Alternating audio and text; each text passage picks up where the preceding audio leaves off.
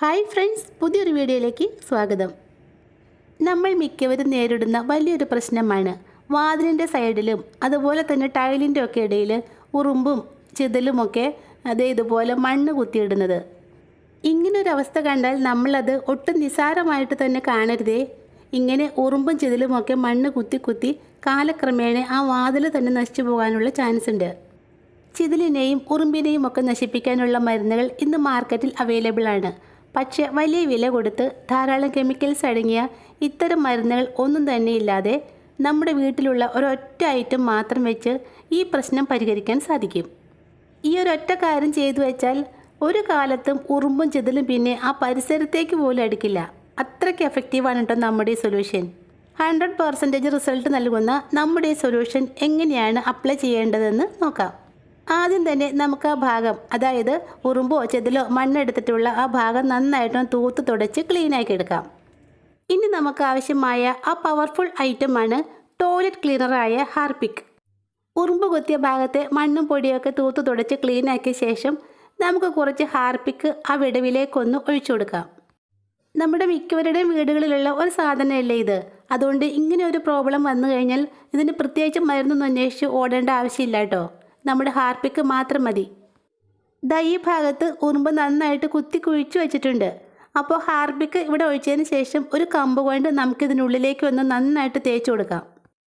വിടവുള്ള ഭാഗത്തെല്ലാം Harpic ഒഴിച്ചതിന് ശേഷം ഒരു ഈർക്കിലോ മറ്റോ വെച്ച് ആ വിടവിനകത്തേക്ക് നന്നായിട്ട് തന്നെ തേച്ച് കൊടുക്കണം.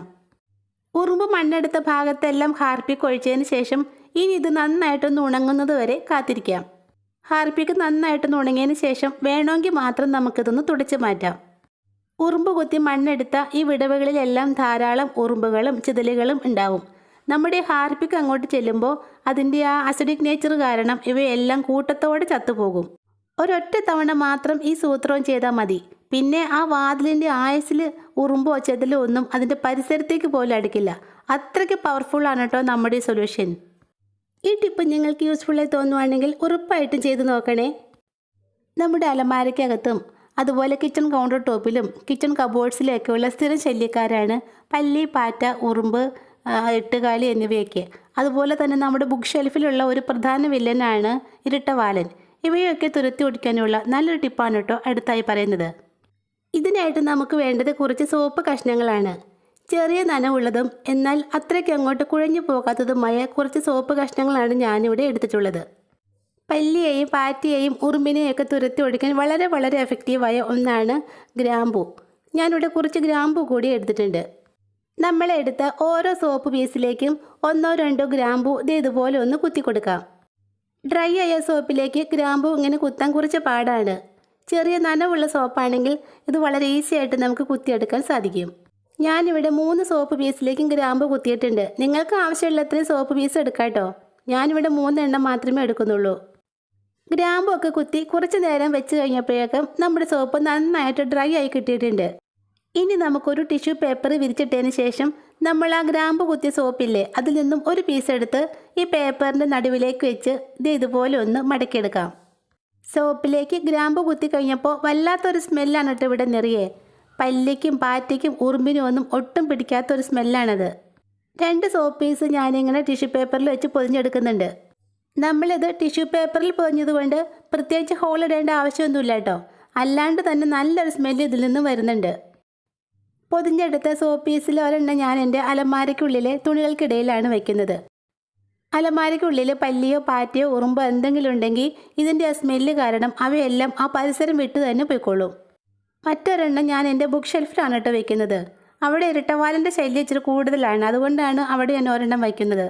നമ്മുടെ കിച്ചൺ കൗണ്ടർ ടോപ്പിലും സ്റ്റൗ ടോപ്പിലും ഷെൽഫിലും ഒക്കെ ഇതുപോലെ ഉണ്ടാക്കി വെച്ചാൽ അതിൻ്റെ ആ സ്മെല്ല് കാരണം പല്ലിയും പാറ്റയും ഈച്ചയും എട്ടുകാലിയും ഒന്നും ആ പരിസരത്തേക്ക് പോലും അടുക്കില്ല. അത്രയ്ക്ക് റിസൾട്ട് നൽകുന്ന ഒരു ടിപ്പാണ് കേട്ടോ ഇത്. ഈ ടിപ്പ് നിങ്ങൾക്ക് ഒത്തിരി യൂസ്ഫുള്ളാകും. ഉറപ്പായിട്ടും ഒന്ന് ചെയ്ത് നോക്കണേ.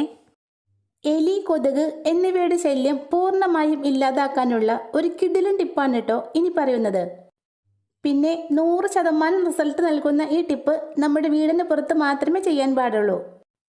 1 കപ്പ് തിളച്ച വെള്ളവും ഒരൊറ്റ സാധനവും മാത്രം മതി നമ്മുടെ ഈ പവർഫുൾ റിപ്പല്ലൻ്റ് ഉണ്ടാക്കാനായിട്ട്. ആദ്യം തന്നെ ഒരു സോസ് പാനിലേക്ക് 1 കപ്പ് വെള്ളം ഒഴിച്ചു കൊടുക്കാം. ഇനി ഇത് നന്നായിട്ടൊന്ന് തിളപ്പിച്ചെടുക്കണം. എലി, കൊതുക് എന്നിവയുടെ ശല്യം തീർത്തും ഇല്ലാതാക്കാൻ പറ്റിയ നല്ലൊരു കിടിലൻ ടിപ്പാണ് കേട്ടോ ഇത്. വെള്ളം നന്നായിട്ട് തിളച്ച് വന്നിട്ടുണ്ട്. ഇനി ഇത് മറ്റൊരു പാത്രത്തിലേക്ക് ഒഴിച്ചു കൊടുക്കാം. പിന്നെ ഒരു കാര്യം പ്രത്യേകം ശ്രദ്ധിക്കണം. നമ്മൾ കിച്ചണിലേക്കൊന്നും യൂസ് ചെയ്യാത്ത പാത്രം വേണം ഇതിനായിട്ട് എടുക്കേണ്ടത്. നമ്മൾ കിച്ചണിൽ ഉപയോഗിക്കാത്ത പഴയ ഏതെങ്കിലും പാത്രമൊക്കെ ഉണ്ടാവുമല്ലോ, അത് ഒരെണ്ണം എടുത്താൽ മതി. നമ്മുടെ വെള്ളമൊക്കെ തിളപ്പിച്ച് റെഡിയാക്കി വെച്ചിട്ടുണ്ട്. ഇനി ഇതിലേക്ക് ഒരൊറ്റ സാധനം കൂടി ചേർത്ത് കൊടുക്കണം. എലി, കൊതുക് എന്നിവയെ കണ്ടം വഴി ഓടിക്കാനുള്ള ഒരു പവർഫുൾ ഇൻഗ്രീഡിയൻ്റ് ആണ് പാറ്റ ഗുളിക. ഞാനിവിടെ ഒരു നാഫ്തലിൻ ബോൾ എടുത്തിട്ടുണ്ട്. ഇനി ഇത് നന്നായിട്ടൊന്ന് പൊടിച്ചെടുക്കാം. എന്തൊക്കെ ചെയ്തിട്ടും എലി ശല്യം കൊണ്ടും കൊതുക് ശല്യം കൊണ്ടും പൊറുതി മുട്ടിയിരിക്കുന്നവർക്ക് വേണ്ടിയുള്ള ഒരു കിടിലൻ ടിപ്പാണ് കേട്ടോ ഇത്. ഇതെന്തായാലും 100% റിസൾട്ട് നൽകുന്ന ഒരു ടിപ്പാണ്. എല്ലാവരും ഒന്ന് ട്രൈ ചെയ്ത് നോക്കണം. പൊടിച്ചെടുത്ത പാറ്റ ഗുളിക നമുക്ക് ആ തിളച്ച വെള്ളത്തിലേക്ക് ഇട്ടുകൊടുക്കാം. ഇനി ഇത് നന്നായിട്ടൊന്ന് ഇളക്കി മിക്സാക്കിയ ശേഷം ഏകദേശം അരമണിക്കൂർ നേരത്തേക്ക് നമുക്കിതൊന്ന് അടച്ചു വെക്കാം. പിന്നെ ഇത് കുറച്ച് നേരം റെസ്റ്റ് ചെയ്തിട്ട് വേണം കേട്ടോ ഉപയോഗിക്കാൻ. എങ്കിൽ മാത്രമേ ഇതിൻ്റെ പൂർണ്ണമായ റിസൾട്ട് നമുക്ക് കിട്ടുകയുള്ളൂ. എൻ്റെ ഈ ചാനൽ ആദ്യമായിട്ട് കാണുന്നവരാണെങ്കിൽ വീഡിയോ ഇഷ്ടമായാൽ ലൈക്ക് ചെയ്യുക, ഷെയർ ചെയ്യുക, അതുപോലെ തന്നെ സബ്സ്ക്രൈബ് ചെയ്യാനും മറക്കണ്ട കേട്ടോ. അരമണിക്കൂറിന് ശേഷം നമ്മുടെ സൊല്യൂഷൻ നന്നായിട്ട് തണുത്ത് വന്നിട്ടുണ്ട്. ഇനി നമുക്ക് ഇതൊരു സ്പ്രേ ബോട്ടിലേക്ക് ഒഴിച്ചു കൊടുക്കാം. തിളച്ച വെള്ളത്തിലേക്ക് നാഫ്തലിൻ ബോൾസ് ഇടുമ്പോൾ അത് നമ്മുടെ പാത്രത്തിലൊക്കെ പറ്റി പിടിക്കാൻ ചാൻസ് ഉണ്ട്. അതുകൊണ്ടാണ് കേട്ടോ പഴയ പാത്രം എടുത്താൽ മതിയെന്ന് പറഞ്ഞത്. അതുപോലെ സ്പ്രേ ബോട്ടിലിന് പകരമായിട്ട് ഇതുപോലെ ഒരു പ്ലാസ്റ്റിക് ബോട്ടിൽ എടുത്താലും മതി കേട്ടോ. ഇതാകുമ്പോൾ നമ്മുടെ ആവശ്യത്തിന് ശേഷം കളഞ്ഞാൽ മതിയല്ലോ. പ്ലാസ്റ്റിക് ബോട്ടിലിൻ്റെ ക്യാപ്പിൽ ഒരു പിന്നുകൊണ്ട് ഇതുപോലെ കുറച്ച് ഹോൾസ് ഇട്ട് കൊടുക്കാം. ഇനി നമ്മുടെ ആ പവർഫുൾ സൊല്യൂഷൻ ഈ ബോട്ടിലിലേക്ക് ഒഴിച്ചു കൊടുക്കാം.